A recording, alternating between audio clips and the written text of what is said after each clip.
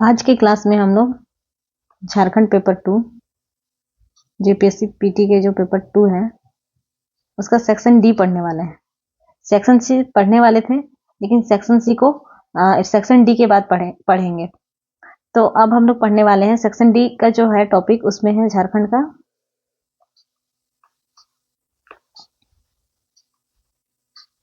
लोक साहित्य।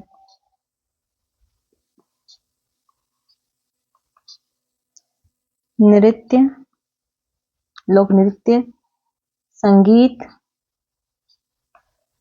वाद्य, दर्शनीय स्थल और आदिवासी संस्कृति।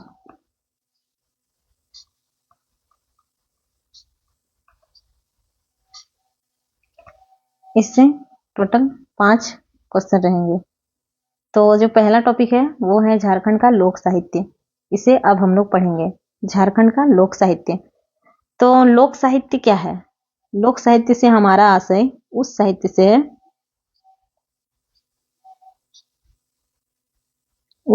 से है जिसकी रचना आम लोगों के द्वारा की गई है।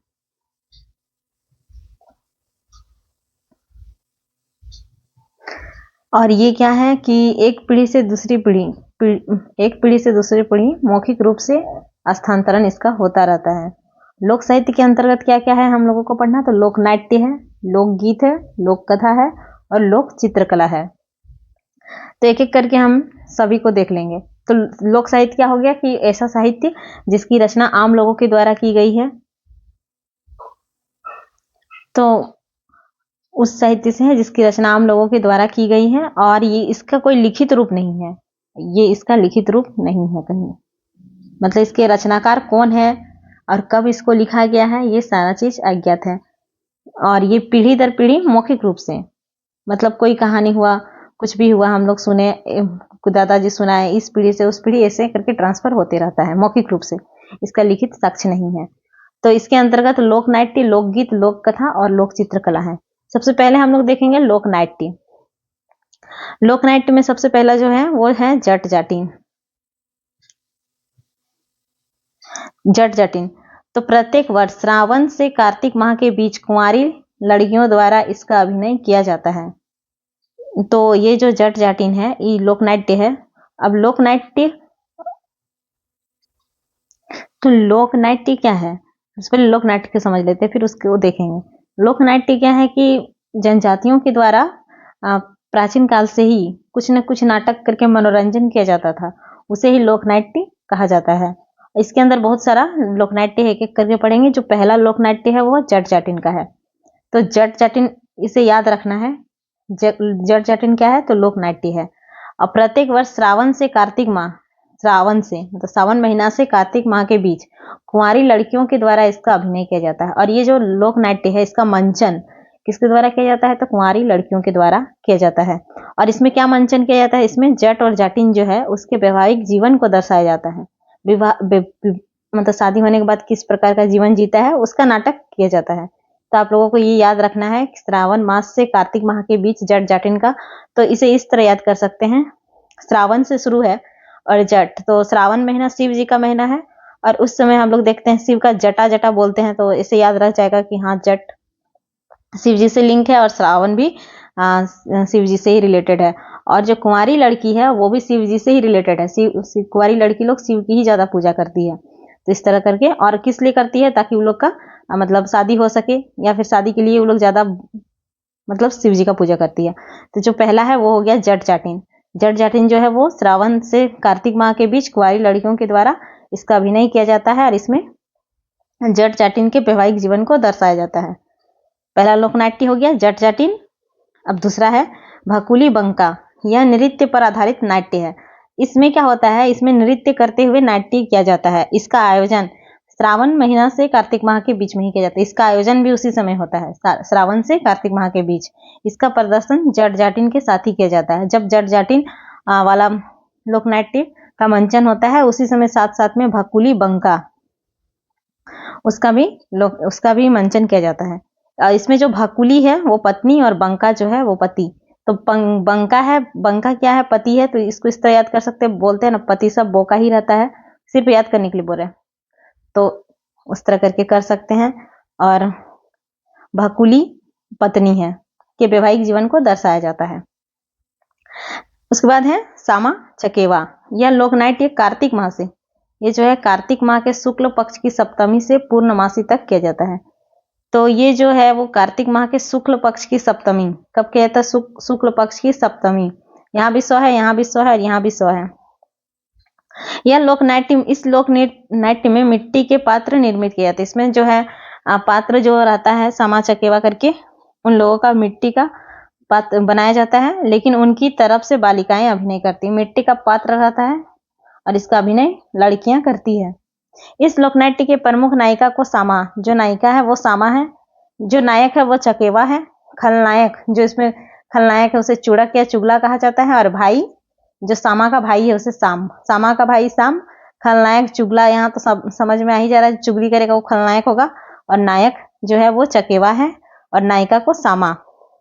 तो जो सामा चकेवा है वो कार्तिक माह के शुक्ल पक्ष की सप्तमी से पूर्णमासी तक किया जाता है, और इसमें मिट्टी के पात्र निर्मित किए जाते हैं और उसका अभिनय जो है बालिकाओं या फिर लड़कियों के द्वारा किया जाता है। इसमें जो सामा रहती है नायिका मतलब हीरोइन, और चकेवा जो है वो हीरो, जो खलनायक है वो चुड़क या चुगला, कहीं चुड़क मिलेगा कहीं चुगला मिलेगा, और सामा का जो भाई है वो साम है, और इन्हीं के विषय में ही मतलब अभिनय किया जाता है। इसमें सामूहिक गीतों के माध्यम से प्रश्नोत्तर शैली में विषय वस्तु को प्रस्तुत किया जाता है। कोई विषय वस्तु रहता है उसका, उसे प्रश्नोत्तर शैली में प्रस्तुत किया जाता है। मतलब एक पार्टी क्वेश्चन पूछता है, दूसरा पार्टी आंसर देता है, इस तरह करके। और यह भाई बहन के पवित्र प्रेम से संबंधित लोकनाट्य है। तो इस तरह क्वेश्चन ये रह सकता है कि भाई बहन के पवित्र प्रेम से संबंधित लोकनाट्य क्या है, तो सामा चकेवा, इसे याद रखना है। सामा चकेवा जो है वो भाई बहन के प्यार से, पवित्र प्रेम से संबंधित लोकनाट्य है। तभी तक क्या देख लिए, जट जाटिन वो श्रावण से कार्तिक माह को शुरू होता है, इसे शिव जी से लिंक कर लेना है, और कुंवारी लड़कियों के द्वारा इसका अभिनय किया जाता है, और इसमें जट जाटिन के वैवाहिक जीवन को दर्शाया जाता है। और भाकुली बंका साथ साथ उसी के साथ, मतलब जट जाटिन जब होता है अभिनय उसी समय भाकुली बंका का भी आयोजन किया जाता है, और जिसमें भाकुली कौन है, पत्नी, और बंका कौन है, पति। और जो सामा चकेवा है वो भाई बहन के पवित्र प्रेम से संबंधित एक लोकनाट्य है, जिसमें सामा नायिका रहती है, नायक जो है वो चकेवा रहता है। सामा नायिका, चकेवा जो है वो नायक, और खलनायक जो है वो चुगला करने वाला या चुगली करने वाला खलनायक ही होता है, खलनायक। और जो उसका भाई है सामा का भाई साम, ये उसका भाई रहता है। और ये भाई बहन के प्यार से रिलेटेड मतलब लोकनाट्य बता रहे। अब देखते हैं डोमकच। डोमकच हम लोग देखेंगे लोकनाट्य भी है, साथ ही ये लोक नृत्य में भी हम लोग डोमकच के बारे में पढ़ेंगे। तो डोमकच जो है वो स्त्रियों द्वारा विशेष अवसर जैसे कि शादी पर घरेलू मतलब आयोजित घरेलू लोकनाट्य, बाहर में इसका मंचन नहीं होता, ये घर के अंदर ही किया जाता है। इसमें क्या होता है कि महिलाएं पुरुषों का ड्रेस पहन के अश्लील हाव भाव, हास्य परिहास और संवाद का प्रदर्शन करती है। और इस तरह का मतलब हम लोग देखें, हम लोग गांव में भी जब बारात चला जाता है तब घर की महिलाएं इस तरह रात जगने के लिए, या फिर मतलब सब कोई घर में कोई रहता नहीं है, पुरुष सब तो बाराती जाता है, तो शायद रात जगने के लिए उन लोग इस तरह का करती है, ताकि घर की रखवाली भी हो जाए और कुछ मनोरंजन भी हो जाए।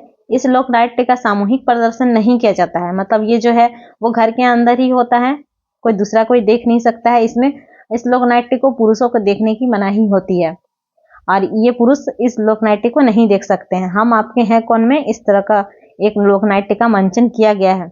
इसका आयोजन विवाह एवं अन्य अवसरों पर रात भर किया जाता है, और केवल विवाह ही नहीं अन्य अवसरों में किया जाता है, लेकिन बेसिकली ज्यादातर मतलब शादी में ही किया जाता है। तो क्या है, डोमकच एक घरेलू लोकनाट्य है जो स्त्रियों के द्वारा किया जाता है, ये स्त्रियों के द्वारा किया जाता है, और इसमें सामूहिक प्रदर्शन नहीं किया जाता है। और पुरुष इस लोकनाट्य को नहीं देख सकते हैं। थोड़ा सोचिएगा, अगर अगल बगल तो समझ में आ जाएगा कि ओ इसका बात हो रहा है, तब मतलब याद रह जाएगा। और इसका आयोजन विवाह एवं अन्य अवसर पर रात भर किया जाता है। अब जो दूसरा है वो है कीर्तनिया। कीर्तनिया जो कीर्तन होता है, अगल बगल देखे होंगे कीर्तन, वही कीर्तनिया है। इसमें भगवान कृष्ण की लीलाओं का वर्णन गायन के द्वारा किया जाता है।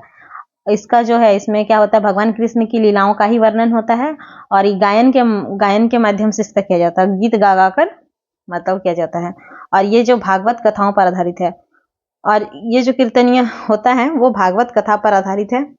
कृष्ण से रिलेटेड जितना है वो भागवत कथा से ही रिलेटेड होगा, तो उन्हीं पर। साथ ही साथ इसमें क्या होता है, वाद्य यंत्र का भी यूज किया जाता है, वाद्य यंत्रों का प्रयोग किया जाता है। तो अभी तक हम लोगों ने लोकनाट्य देखा। लोकनाट्य क्या है, जनजातीय समाज के द्वारा मतलब अपने मनोरंजन के लिए जो करते थे अभिनय, तो वो लोकनाट्य है। इसमें हम लोगों ने सबसे पहला देखा जट जाटिन। जट जाटिन जो है पहला था, ये सावन से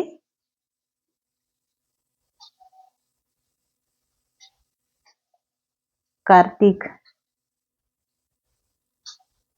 माह तक, और इसका जो अब मंचन किया जाता है वो कुंवारी लड़कियों के द्वारा किया जाता है।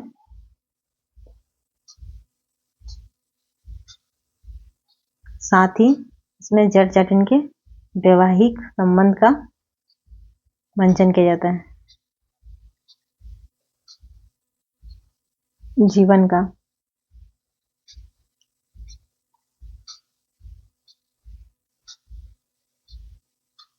उसके बाद दूसरा जो था वो भकुली बंका था। भकुली बंका, जिसमें बंका कौन है, पति, और भकुली कौन है, तो पत्नी। भकुली बंका, इसे याद रखने के लिए बंका से बोका कर लीजिए, पति सब। उसके बाद इसका जो मंचन होता है ये जट जाटिन के साथ ही किया जाता है। और इसमें भी ये जो है नृत्य के साथ किया जाता है, नृत्य के रूप में इसका मंचन किया जाता है। उसके बाद हम लोगों ने देखा सामा चकेवा। सामा चकेवा, जिसमें चकेवा कौन है, नायक, और सामा कौन है, तो नायिका। जो चुगली करता है वो कौन है, खलनायक, उसका नाम है चुगला। और इसका जो भाई है वो साम है, सामा का भाई साम। और ये जो सामा चकेवा लोकनाट्य है वो भाई बहन के प्यार का प्रतीक है, मतलब उससे रिलेटेड लोकनाट्य है।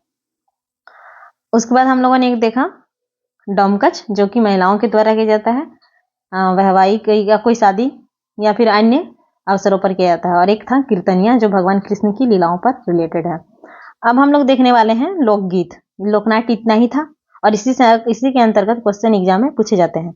अब है लोकगीत। लोकगीत से हमारा तात्पर्य उस गीत से है जिसका कोई लिखित साक्ष्य नहीं है, मतलब जिसका रचनाकाल और रचनाकार दोनों अज्ञात है। साथ ही जो लोकगीत है वो पीढ़ी दर पीढ़ी मौखिक रूप से हस्तांतरित होते रहता है। और इसका जो है वो शादी के अवसर पे या फिर जन्म के अवसर पे ऋतु गीत है, मतलब बहुत सारा लोकगीत है। तो लोकगीत में से देखते हैं पहले जो है डोमकच, विवाह के अवसर पर स्त्रियों द्वारा गाया जाता है। झूमर जो है वो तीज, करमा, जितिया, सोहराय के अवसर पर गाया जाता है। लोकगीत के प्रकार में आता है जो डोमकच है वो विवाह के अवसर पर स्त्रियों के द्वारा गाया जाता है। झूमर है जो तीज, करमा, जितिया, सोहराय के अवसर पर गाया जाता है। करमा के अवसर पर हम लोगों ने देखा कि झूमर गाया जाता है। झंझाइन, जो झंझाइन है वो जन्म संबंधी संस्कार के अवसर पर स्त्रियों द्वारा गाया जाता है। झंझाइन जो है वो जन्म संबंधी संस्कार, तो झंझाइन जन्म संबंधी है, उसको किस तरह रिलेट कर सकते हैं, जन्म बच्चा का जब जन्म होता है तो झुनझुनी खरीद के देते हैं तो वो झंझन आवाज करता है, उस तरह से कर सकते हैं। झंझाइन जो है वो जन्म संबंधी संस्कार के अवसर पर स्त्रियों द्वारा गाया जाता है। डेर धड़ा, डेर मने कमर होता है। वर्षा ऋतु में देवस्थानों में गाया जाता है। डेर धरा जब जो है वो गीत, लोकगीत, वो वर्षा ऋतु में देवस्थानों, जहाँ पे देवता निवास करते हैं, उन स्थानों में डेर धड़ा गाया जाता है। प्रातःकली, इसका प्रदर्शन प्रातः काल में किया जाता है, नाम से पता चल रहा है, प्रातःकली प्रातः काल में। और अधरतिया, इसका प्रदर्शन मध्य रात्रि में। आधा बोलता है तो मध्य रात्रि में। सबसे पहले हम लोगों ने देखा डोमकच, एक लोक नाट्य भी है और एक लोकगीत भी है। डोमकच जो है वो महिलाओं के द्वारा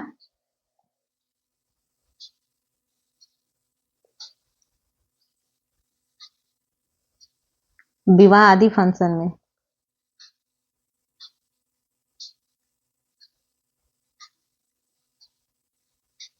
विवाह के समय गाया जाता है। दूसरा हम लोगों ने देखा झूमर, जो था कर्मा में, तीज में, जितिया में, इन सब त्योहारों में महिलाओं के द्वारा गाया जाता है। फिर झंझाइन जो है, नाम से झंझाइन माने झुनझुनी कर लीजिए, ये जन्म संबंधी संस्कार के समय महिलाओं के द्वारा गाया जाता है। जो डेर धड़ा है, डेर धरा, ये देवस्थानों में गाया जाता है। कब? वर्षा ऋतु में। उसके बाद है प्रातःकली, जैसे नाम से पता चल रहा है, प्रातःकली मतलब सुबह, प्रातःकली, प्रातः मैंने सुबह के समय, प्रातः काल में। और अधरतिया, आधा रात में, मध्य रात्रि में, इसका मतलब गाया जाता है। झारखंड के लोकगीत में जो जनजातीय लोकगीत है, जनजातीय लोकगीत को देखते हैं। इसमें संथाल, संथाल का जो है लोकगीत है दौड़, उसके लोकगीत को दौड़ कहते हैं। वो जो है विवाह संबंधी गीत है। दौड़ जो है वो विवाह संबंधी गीत है। वीर सैरेन वो जंगल के गीत है। और एक सोहराई गीत गाया जाता है, जो पालतू जानवरों, पालतू पशु का पर्व है, उस समय गाया जाता है सोहराई। तो ये याद रखना है कि विवाह संबंधी गीत, संथाल का जो विवाह संबंधी गीत है वो उसका नाम क्या है? दौड़। इससे किस तरह रिलेट कर सकते हैं हम लोग? तो संत लोग जो है इस तरह कर सकते हैं, विवाह के दौरान दौड़ दौड़ के सबका घर आ जाता है। जैसे सुनता है कि हाँ आज किसी का शादी है, तो संत लोग दौड़ के उसका घर आ जाता है।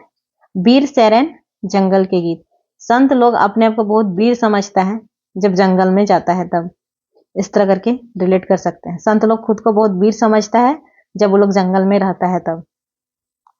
और सोहराई गीत गाया जाता है। तो संत लोग क्या करता है, जब विवाह किसी का घर में सुन लेता है कि विवाह है, तो दौड़ के जाता है।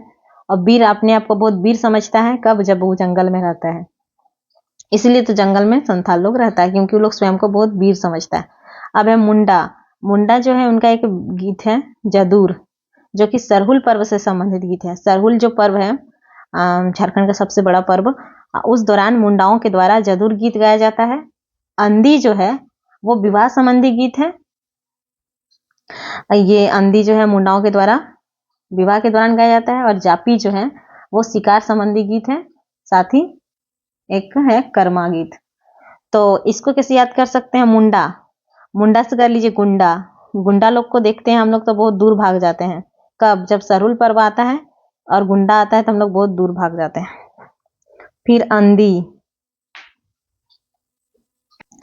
तो इस तरह कर सकते हैं, अंधी से अंधी कर लीजिए। कोई अंधी ही होगी जो गुंडा से शादी करेगी, मतलब मुंडा से विवाह करेगी, मतलब इस तरह याद करने के लिए केवल। कोई अंधी ही होगी जो मुंडा से विवाह करेगी। और जापी, इसको ऐसे कर लीजिए, जापी जो है वो शिकार संबंधी गीत है, मुंडा से रिलेटेड है। तो मुंडा से गुंडा कर लीजिए, गुंडा को देख के हम लोग दूर भागते हैं सरहुल पर्व के दौरान। और कोई अंधी होगी जो गुंडा से विवाह करेगी। और अब और एक है जापी जो शिकार संबंधी गीत है। और साथ ही कर्मा गीत भी मुंडाओं के द्वारा गाया जाता है। हो में हो जनजाति के द्वारा बा गीत गाया जाता है, जो कि वसंत गीत है। बा गीत है जो वसंत गीत है। फिर हेरो, धान बुराई के समय गाया जाने वाला एक गीत है। हेरो गीत धान बुआई के समय गाया जाता है। हेरो से कर सकते हैं, हेरो मतलब हरा, जब हम लोग धान रोपते हैं, हेरो से हरा कर लीजिए। जब धान रोपते हैं तो क्या चारों तरफ हरा भरा दिखता है? तो चारों तरफ हरा भरा हो, इस तरह कर लीजिए तो हैरो हो। तो इस तरह हो सकता है कि हो के द्वारा हैरो गीत गाया जाता है कब? जब धान रोपा जाता है तब। फिर नोम नमा, नहीं, यहाँ नोम नमा नहीं होगा, जोम नमा। नया अन्न जब वो लोग खाते हैं, जब चावल काटने के बाद, धान काटने के बाद नया अन्न खाया जाता है खाने का अवसर पर, तो उनके उस समय कौन सा गीत गाया जाता है? जोम नमा। अब तो हो जनजातियों के द्वारा बा, जो कि वसंत गीत है, हेरो धान बुआई के समय गाया जाने वाला गीत है, और जोम नमा नया अन्न खाने के समय गाया जाने वाला गीत है। उराव के उराव जनजाति के द्वारा सरहुल गीत गाया जाता है, जो कि वसंत है। एक जतरा गीत गाया जाता है, धुरिया और कर्मा गीत गाया जाता है। उराव जनजाति के द्वारा सरहुल, जो कि वसंत गीत है, फिर जतरा, और फिर धुरिया और कर्मा। यहाँ पे कुछ कम ही गीत है, क्योंकि जो हम लोग को गीत वाला सेक्शन है उसे पढ़ना है अलग से। संगीत, ये जो है एक क्वेश्चन इससे रहेंगे, इसे अलग से पढ़ना है, तब जितने भी गीत है एक एक करके सारा गीत को देख लेंगे। तो अभी हम लोगों ने देखा कि संथाल का जो विवाह संबंधी गीत है वो दौड़ है, और जंगल संबंधी गीत, जंगल से रिलेटेड जो गीत है वो वीर सैरन है, और एक सोहराई गीत है जो कि पालतू जानवरों से रिलेटेड है। मुंडा जनजाति के द्वारा जदुर गीत गाया जाता है, जो सरहुल पर्व के दौरान गाया जाता है। एक अंधी गीत है जो कि विवाह संबंधी गीत है, और जापी जो कि शिकार संबंधी गीत है। साथी कर्मा हो बा, हो के लिए क्या क्या था? हो बा, इसका बा गीत है, हेरो गीत है। बा गीत वसंत ऋतु में, हेरो गीत जो है वो हरियाली, मतलब नया धान रोपने के खुशी में, और एक तो जोमनामा नया अन्न खाने के खुशी में। और उराव के लिए सरहुल और जतरा, धुरिया, कर्मा, इन सब गीतों के बारे में डिटेल से पढ़ेंगे आगे। अब है लोक कथा। लोक कथाएं समाज की वे कथाएं हैं जो एक पीढ़ी से दूसरी पीढ़ी तक मौखिक रूप से हस्तांतरित होती है। लोक साहित्य के अंतर्गत ही ये सब आता है, और जिस तरह लोक साहित्य से आशय है ही कि ये पीढ़ी दर पीढ़ी एक मौखिक रूप से हस्तांतरित होती रहती है, तो उसके अंतर्गत ही लोक कथा भी उसी तरह है। जितनी भी कथाएं हैं पहले के समय के राजा महाराजाओं के समय, और लोक साहित्य उतना ही पुराना है जितनी कि हमारी संस्कृति पुरानी है। लोक साहित्य जो है वो एक मतलब वो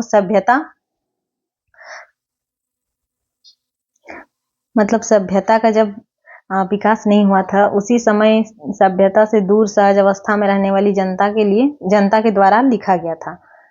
तो लोक कथा समाज की वे कथाएं जो एक पीढ़ी से दूसरी पीढ़ी तक मौखिक रूप से हस्तांतरित होती है, और इसके अंतर्गत कुछ देख लीजिए, 3 है।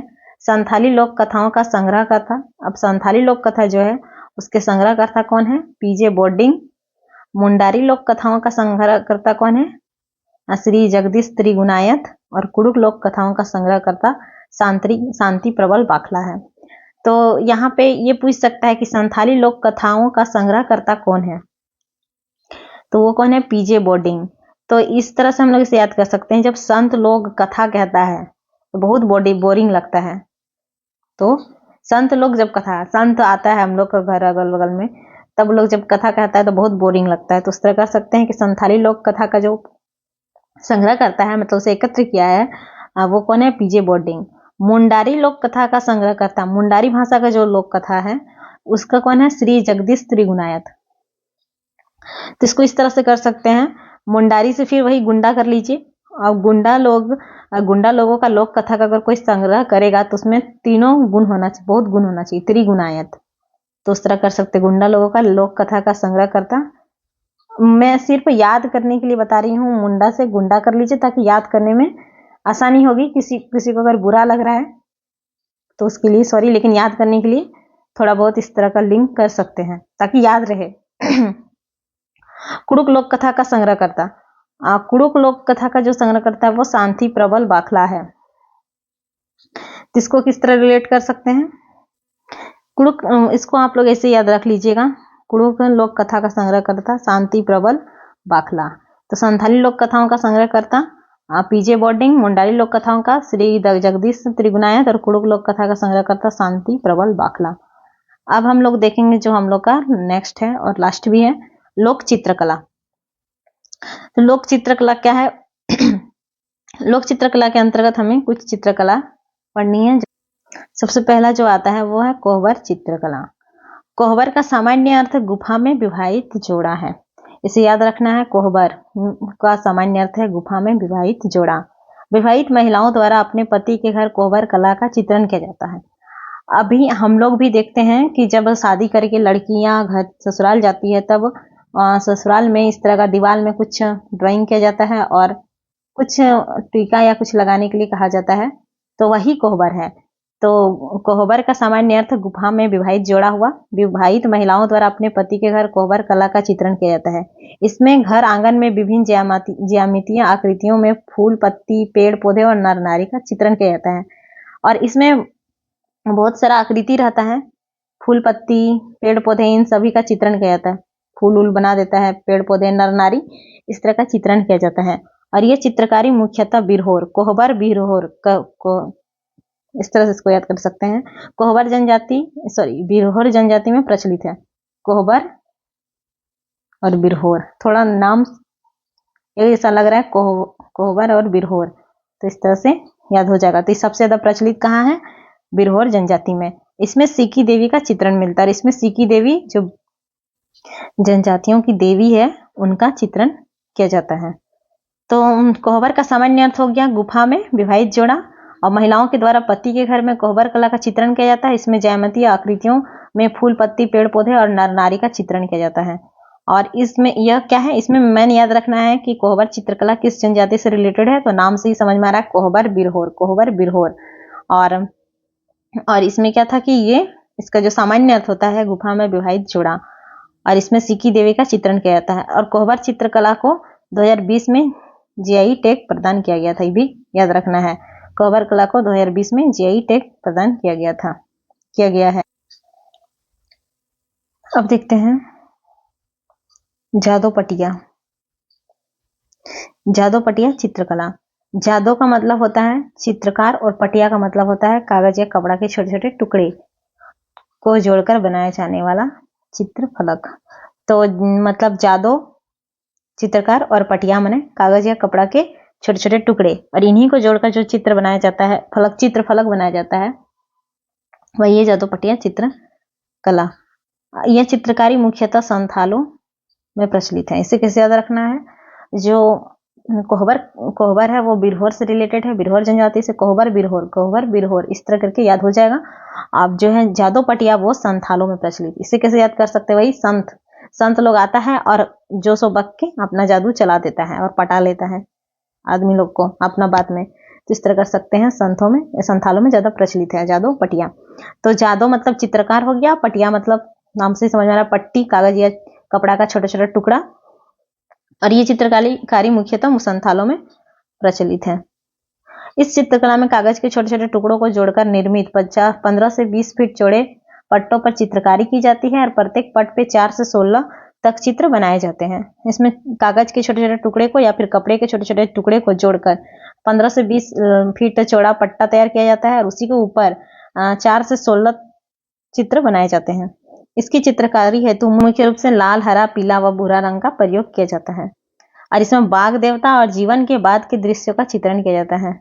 बाघ देवता, जनजातियों के बाघ देवता और जीवन के बाद के दृश्यों का चित्रण किया जाता है। तो जादो पटिया में साथ ही इन चित्रों की रचना करने वाले को संथाली भाषा में जादो कहा जाता है। वही चित्रकार जो इसकी रचना करते हैं उसे जादो कहा जाता है। और दुमका व जामताड़ा जिले में अत्यंत प्रसिद्ध है। और ये चित्रकला दुमका और जामताड़ा जिला में अत्यंत प्रसिद्ध है। साथ ही जो ये कोहबर चित्रकला है वो हजारीबाग जिला में प्रसिद्ध है। वहां के जनजाति आदिवासियों के द्वारा बनाया जाता है। हजारीबाग। तो इसमें क्या है, जादो पटिया जो है वो जादो जिसका मतलब हो गया चित्रकार, जिसे संथाली भाषा में चित्र बनाने वाले को कहा जाता है जादो। पटिया कागज या कपड़ा का टुकड़ा को कहा जाता है। और ये संथाल जनजाति में फेमस है। साथ ही इसमें जो है बाघ देवता का चित्रण किया जाता है और जीवन के बाद के दृश्यों का चित्रण किया जाता है। जीवन के बाद ही तो जादू होता है, तो उस तरह। और उसके बाद इन चित्रों की ये चित्रकला जो फेमस है वो दुमका और जामताड़ा में ज्यादा फेमस है।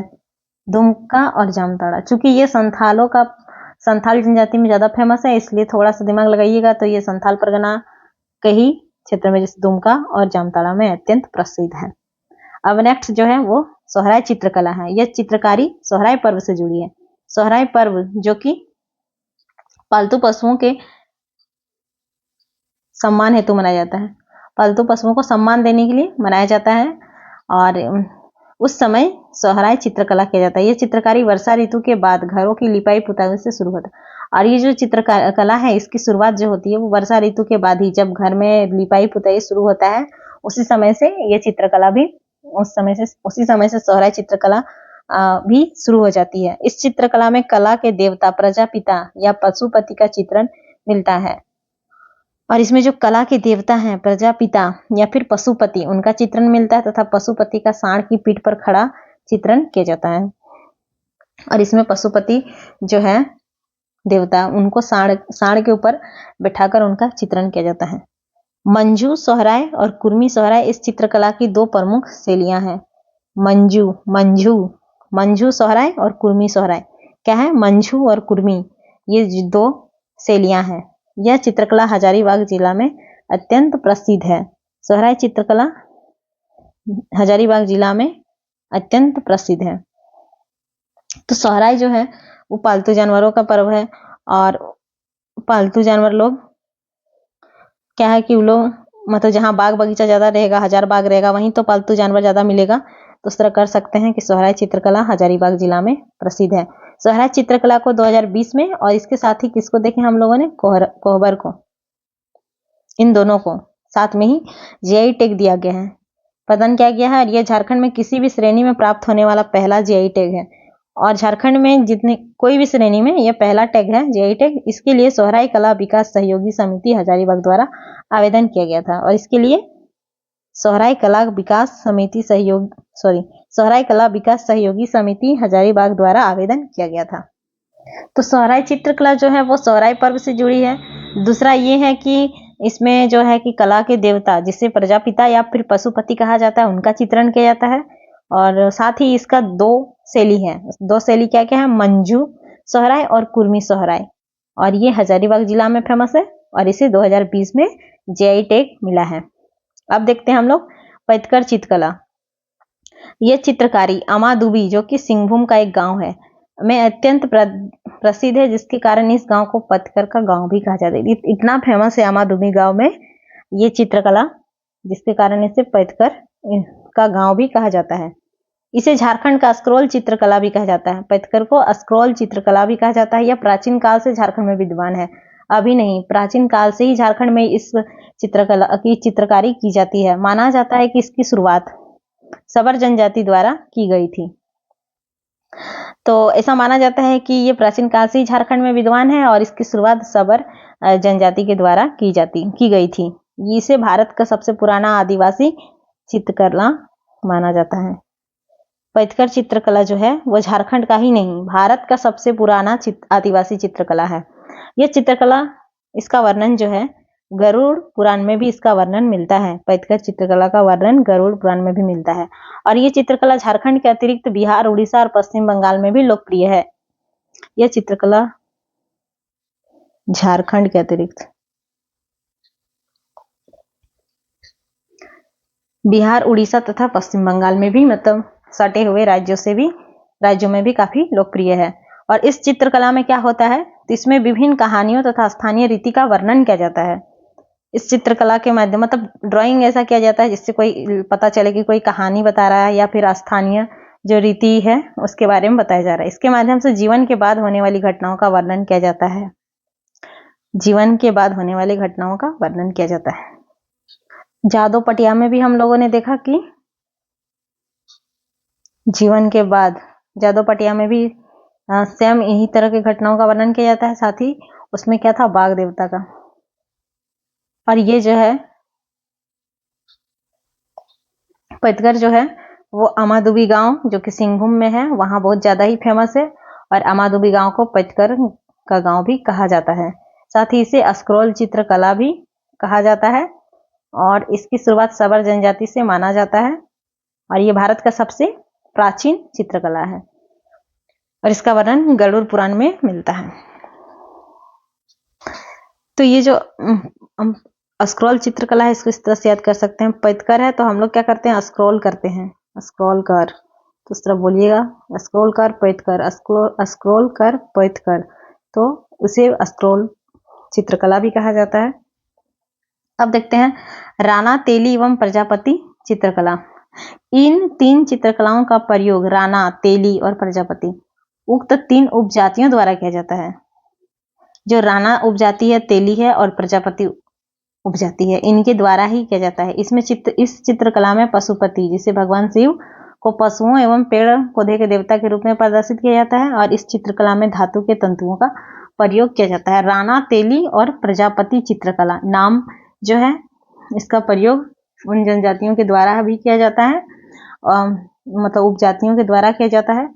साथ ही इसमें जो है पशुपति जो है भगवान शिव, उनको मतलब पशुओं एवं पेड़ पौधों के देवता के रूप में प्रदर्शित किया जाता है, और इसमें धातुओं के तंतुओं का प्रयोग किया जाता है। तो इसमें ये इंपॉर्टेंट है, इस चित्रकला में धातु के तंतुओं का प्रयोग किया जाता है। राणा, तेली एवं प्रजापति चित्रकला में धातु के तंतुओं का प्रयोग किया जाता है।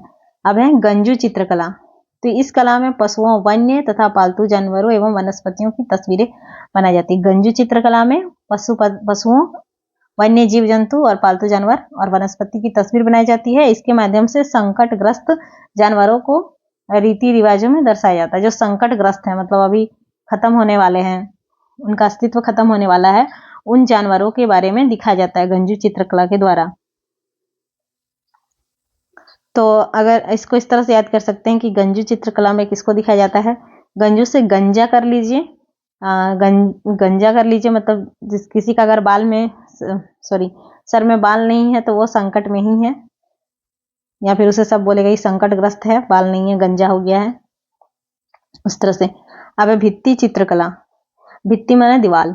यह चित्रकला घर के दीवारों पर की जाती है। भित्ति चित्रकला लिखा है, इसका मतलब घर का जो दीवार होता है उस पर जो चित्रकला बनाई जाती है उसे भित्ति चित्रकला कहा जाता है। इस चित्रकला में ज्यामितीय चिन्हों का प्रयोग प्रमुखता से किया जाता है। ज्यामितीय चिन्हों का प्रयोग प्रमुखता से किया जाता है, और हम लोगों ने देखा कि कोहबर चित्रकला में भी ज्यामितीय चिन्हों का प्रयोग किया जाता है, और भित्ति चित्रकला में भी, जो कि दीवार में बनाया जाता है, उसमें भी ज्यामितीय चिन्हों का प्रयोग किया जाता है।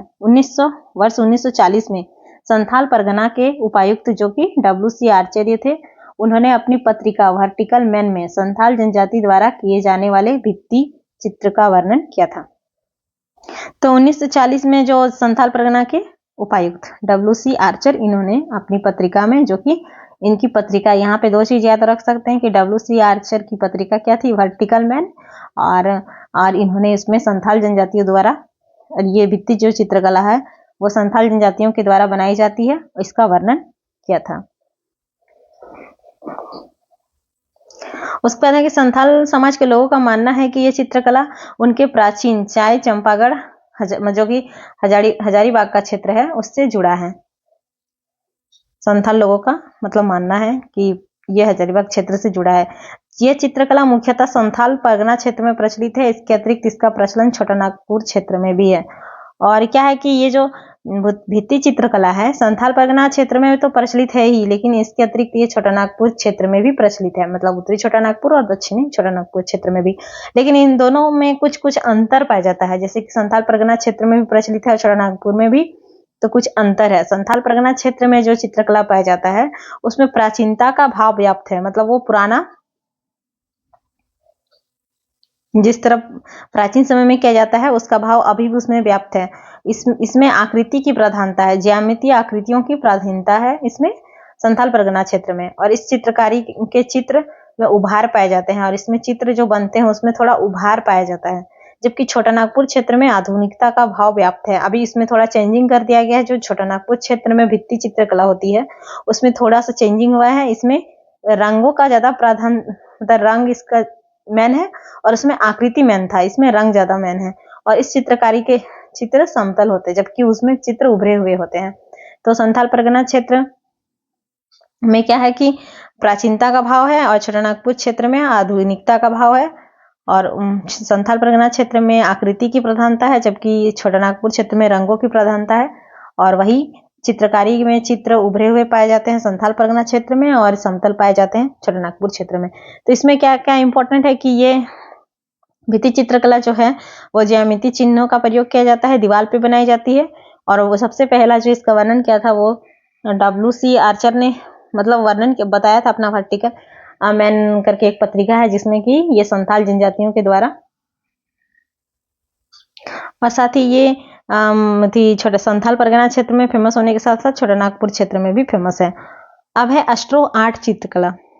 ये झारखंड में विकसित की गई एक नई चित्रकारी है। एस्ट्रो आर्ट ये झारखंड में विकसित की गई एक नई चित्रकारी है, और इसमें क्या होता है, धान के पुआल एस्ट्रो का यूज किया जाता है, धान के पुआल का यूज किया जाता है। इसमें पहले पुआल की परत को फैलाकर व ताप देकर समतल किया जाता है। जो पहले पुआल देखे ही होंगे, उसकी परत जो है उसको फैला दिया जाता है और ताप देकर उसे समतल किया जाता है, और इसके ऊपर चित्रकारी की जाती है।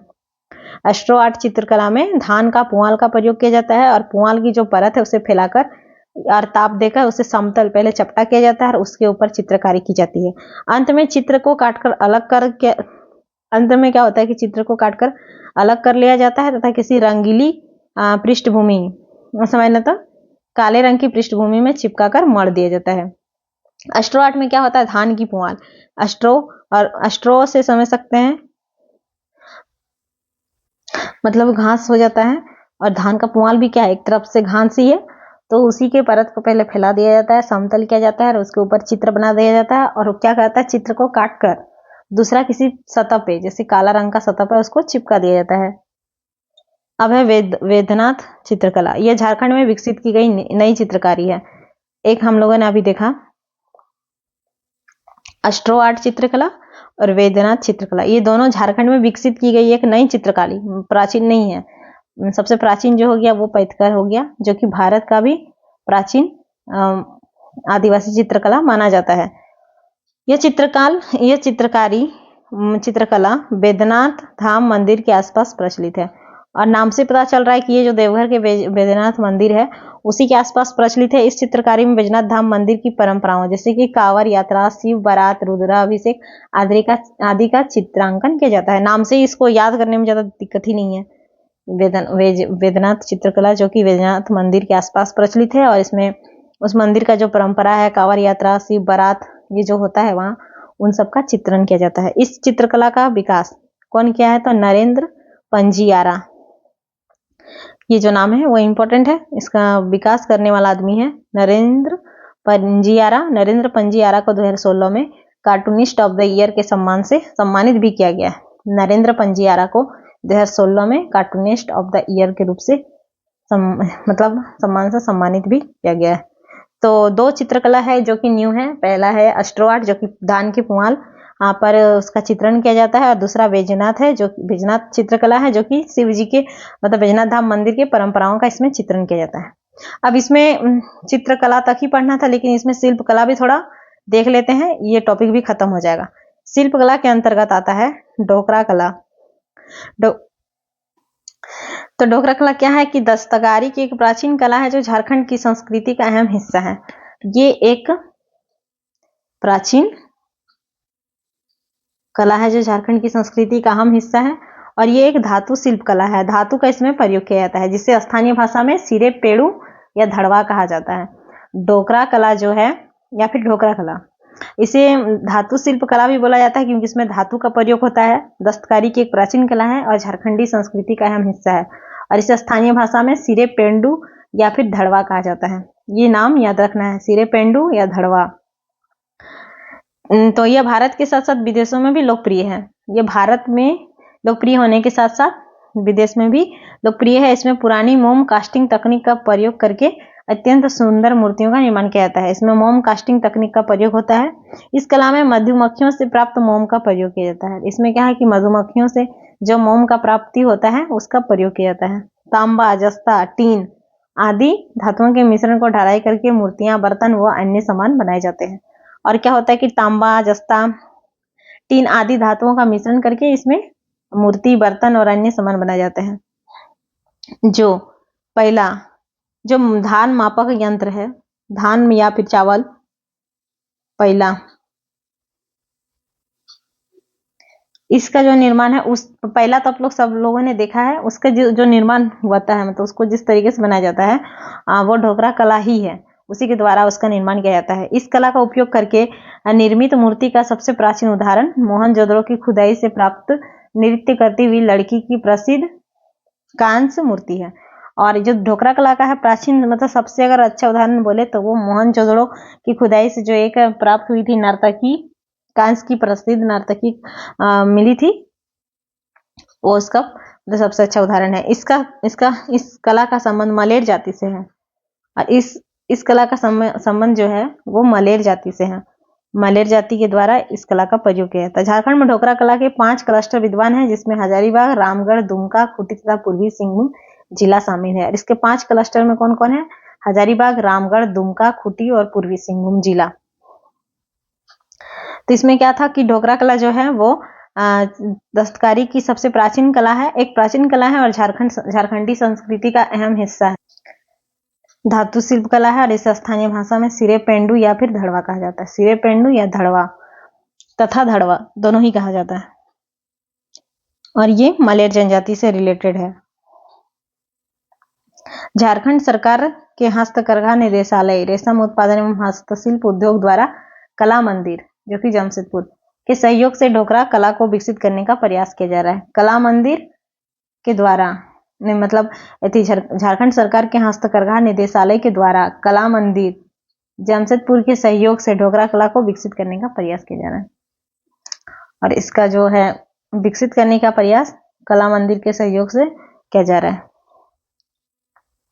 अब है मुखौटा शिल्प। इस शिल्प कला का सर्वाधिक विकास पूर्वी सिंहभूम में हुआ। तो मुखौटा शिल्प जो है वो पूर्वी सिंहभूम में सबसे अधिक विकसित हुआ। सरायकेला खारसवा क्षेत्र में भी छऊ नृत्य हेतु अनिवार्य मुखौटा का निर्माण किया जाता है। हाँ, तो जब हम लोग छऊ नृत्य पढ़ेंगे तो उसमें देखेंगे कि ये जो नृत्य करते हैं छऊ नृत्य, उसमें वो लोग मुखौटों का प्रयोग करते हैं। और इन मुखौटों का निर्माण किस कला के द्वारा होता है? तो शिल्प कला के द्वारा, मुखौटा शिल्प कला। तो सरायकला क्षेत्र में भी छऊ नृत्य हेतु अनिवार्य मुखौटों का निर्माण किया जाता है। इस कला के तहत मुखौटों का निर्माण मिट्टी से किया जाता है। और मुखौटा शिल्प कला में क्या होता है कि इसका निर्माण, मुखौटों का निर्माण मिट्टी से होता है तथा सजावट हेतु कागज का प्रयोग किया जाता है, और सजाने के लिए कागज का प्रयोग किया जाता है। मुखौटों का निर्माण करने वाले शिल्पकारों को महापात्रा, महाराणा या सूत्रधार कहा जाता है।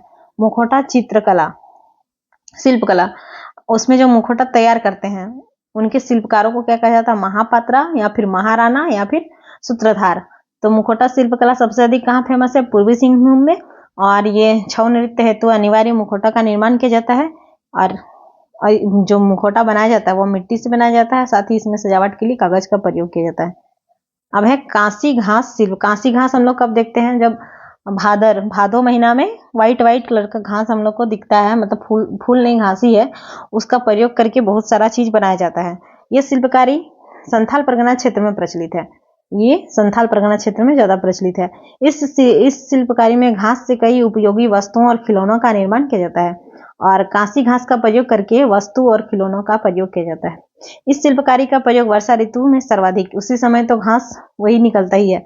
झारखंड में सुवई घास से कटोरा का निर्माण किया जाता है, और एक सुवई घास है जिसे जंगली घास कहते हैं, उससे कटोरा का निर्माण किया जाता है। कांसी घास शिल्पकला सबसे अधिक फेमस है संथाल परगना में, और इसे कई प्रकार की वस्तुओं और खिलौनों का निर्माण किया जाता है। और इसका जो शुरुआत होता है वो वर्षा ऋतु में सबसे ज्यादा होता है, और सुवई नामक एक घास है जिससे कटोरा का निर्माण किया जाता है। अब है बांस शिल्प। बांस शिल्पकारी में राज्य की माहली जनजाति, पता है ये माहली जनजाति के द्वारा, नहीं पता है तो जब जनजाति पढ़ेंगे पता चल जाएगा। बांस शिल्पकारी की जाती है और उन्हें मतलब निपुण माना जाता है इस शिल्पकारी में। बांस शिल्पकारी के लिए माहली जनजाति सबसे अधिक निपुण है। माहली जनजाति के लोग बांस की टोकरी बनाने में निपुण होते हैं। जो बांस की टोकरी बनती है उसमें निपुण होते हैं, अतः इन्हें सरल कारीगर या शिल्पकार के रूप में वर्गीकृत किया जाता है। इसलिए माहली जनजाति को सरल कारीगर या फिर शिल्पकार कहा जाता है। बांस शिल्पकारी में माहली जनजाति निपुण है, ये बांस की टोकरी बनाने में निपुण है, और इन्हें सरल कारीगर या फिर शिल्पकार के रूप में मतलब कहा जाता है। झारखंड में बिरहोर, गोंड व पहाड़िया जनजाति के लोग भी बांस से विभिन्न वस्तुओं का निर्माण करते हैं। माहली के अलावा बिरहोर जनजाति, गोंड और पहाड़िया जनजाति के लोग भी बांस की वस्तुओं का निर्माण करते हैं। बांस से निर्मित विशेष प्रकार के छाता को झारखंड में चातोम कहा जाता है और बांस से जो छाता बनता है उसे झारखंड में चातोम कहा जाता है। झारखंड में गंगू पत्ता का प्रयोग करके निर्मित छाता को चुकरी कहा जाता है और गंगू पत्ता करके एक पत्ता है जिसका प्रयोग करके जो छाता बनाया जाता है उसे चुकरी कहा जाता है। बांस से जो छाता बनाया जाता है उसे चातोम कहा जाता है। बांस से जो छाता बनाया जाता है उसे चातोम और गुंगू पत्ता से जो बनाया जाता है छाता उसे चुकरी कहा जाता है। अब है मिर्न शिल्पकला। झारखंड की मिर्न शिल्पकला काफी समृद्ध है। झारखंड की जनजातियों में पक्व एवं अपक्व मिट्टी के बने पात्रों का अपना स्थान है। पक्की मिट्टी या कच्ची मिट्टी से जो पात्र बनाए जाते हैं वो झारखंड में अपना एक अलग स्थान रखता है। ये मृन शिल्पों के अनुपम उदाहरण है और ये जो पात्र है वो मृन शिल्पकला का अनुपम उदाहरण है। झारखंड में आज भी चाक पर मिट्टी के बर्तन देखे होंगे। चाक पर मिट्टी के बर्तन बनाते हुए खिलौने तथा दैनिक उपयोग की वस्तुओं हाथ से तैयार की जाती है। दिवाली के समय बहुत सारा ऐसा खिलौना दिखने को मिलता है जो कि मिट्टी से बनाया जाता है।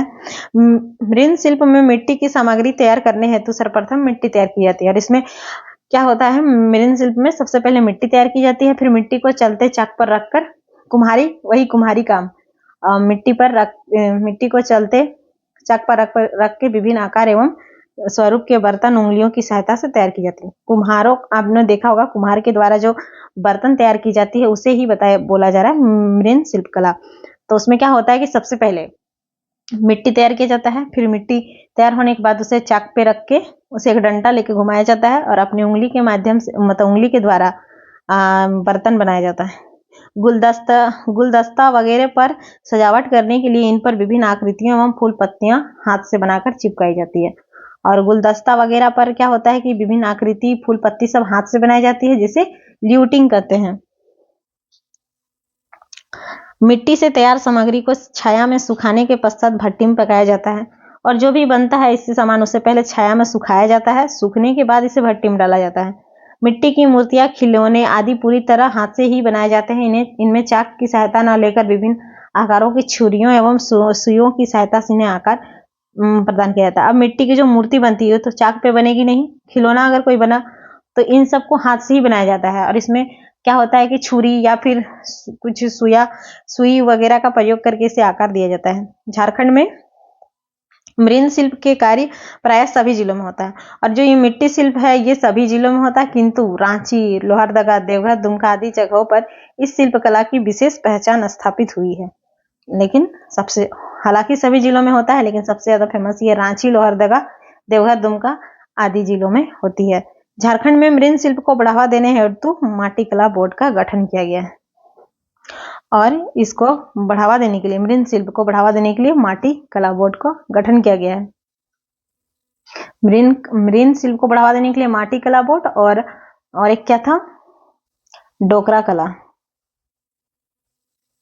इसको बढ़ावा देने के लिए मतलब इसके विकास के लिए झारखंड सरकार के हस्तकरघा निदेशालय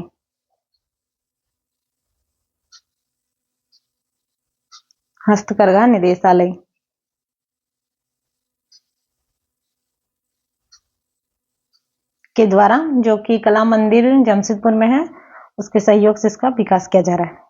अब हम लोग अगले क्लास में हम लोग देखेंगे, जो हम लोग का टॉपिक रहेगा वो रहेगा लोक नृत्य।